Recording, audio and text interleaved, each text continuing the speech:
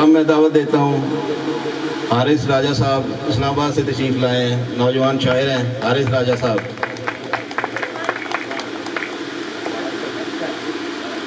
تو کوئی خام آ گیا ورنہ مجھے تو خیر عذاب علیم ہونا تھا، علی کا نام میرے کام آ گیا ورنہ۔ دو شعر اور لکھ کے میں کافکا سے دوستی کروں گا اور اس کے بعد محبتوں کے فلسفے پہ حاشیہ بناؤں گا، تمہیں بتاؤں گا علی ہے کون اور حسین کون، نجف سے فیض لوں گا دل پہ کربلا بناؤں گا۔ غزل سے کچھ شعر کیا۔ تحیر دل پہ پھونکا ذہن پر تحریر کی آنکھیں، تحیر دل پہ پھونکا ذہن پر تحریر کی آنکھیں،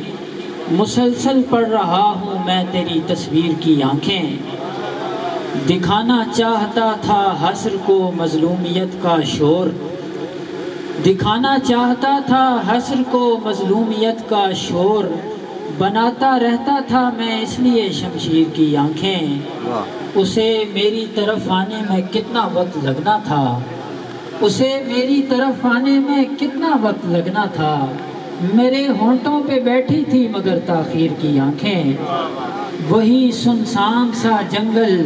وہی ندی وہی آہو، وہی سنسان سا جنگل وہی ندی وہی آہو،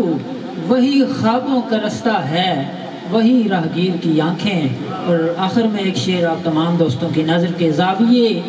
دنیا کے محدود ہیں ورنہ حارث، زاویے دنیا کے محدود ہیں ورنہ حارث، خاموشی شور کی تفسیر ہوا کرتی ہے۔ جناب